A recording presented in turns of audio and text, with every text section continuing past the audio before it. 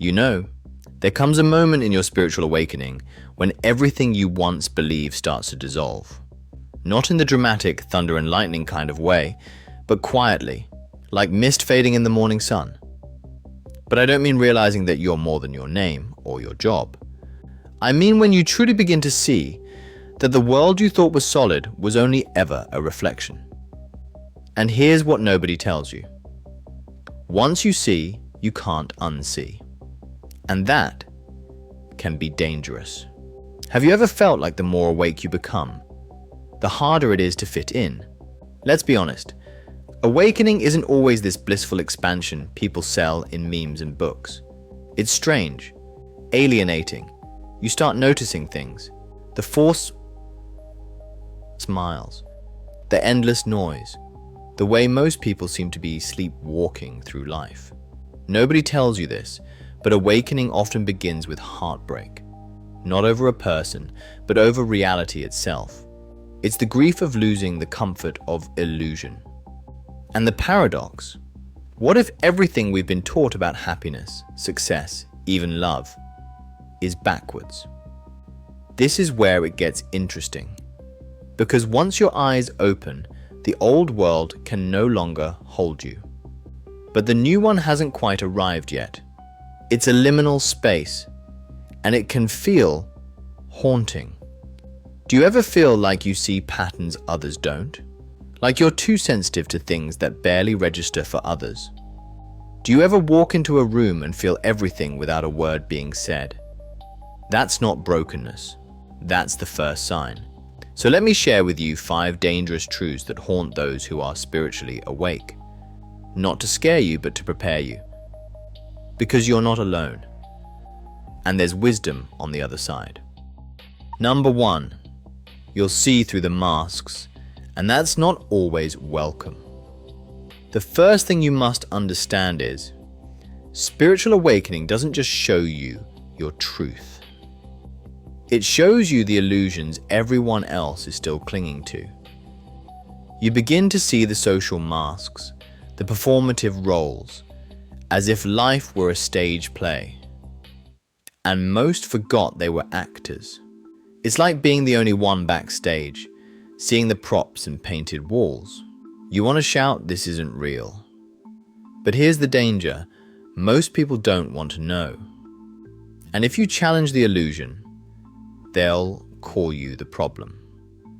I once knew someone who, after years of inner work, couldn't attend office parties anymore.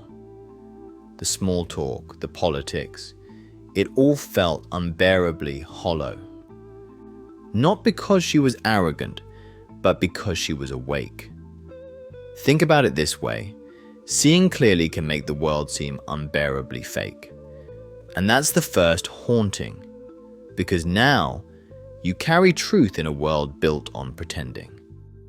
The second, even more important truth is this. The deeper your clarity, the more alone you may feel. You start craving silence. Noise hurts. Crowds drain you. You begin to value presence over performance. But that shift comes with a cost. You may lose friends. You may feel distant from family. It's like trying to pour the ocean into a teacup. Your inner depth no longer fits into shallow conversations. But here's what nobody tells you. That solitude, it's sacred. Watch what happens in nature. The deepest roots grow in silence, in still, undisturbed soil. You're not retreating because you're broken. You're retreating because your soul needs space to breathe. And that's the paradox. Isolation is not exile, it's initiation.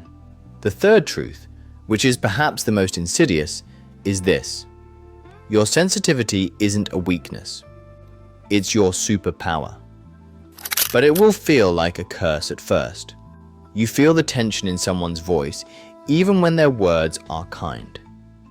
You sense dishonesty, even when someone is smiling. You know things without knowing how.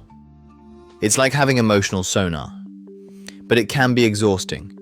Most people numb themselves just to get through the day. You don't have that luxury. I spoke to a man once who had to leave his job in marketing because it felt like manipulation. He couldn't sell something he didn't believe in. He felt broken. But here's the profound part. That integrity, that sensitivity, it's the very thing that makes you a guide, a healer, a light. You're not overreacting. You're overfeeling, and the world desperately needs more of that. And the fourth, the most critical of all, is that awakening doesn't come with answers. It comes with questions. Endless, inconvenient, reality-shattering questions. You begin to doubt your beliefs, your habits, even your identity. It's like wiping the slate clean. But the chalk won't stop writing. You're deconstructing everything you thought you were. It's frightening. But here's the secret. Doubt is a doorway. The ancient mystics knew this. They said the truth is not something you find, it's something that remains when illusion falls away. Think of it like muddy water. When you stop stirring, clarity returns. But you must sit in the uncertainty. You must trust the not knowing. This is where most turn back, but not you, because the courage to keep questioning is the path. Number 5. You'll feel the weight of the world, but you're not meant to carry it all. The final truth is perhaps the hardest to accept.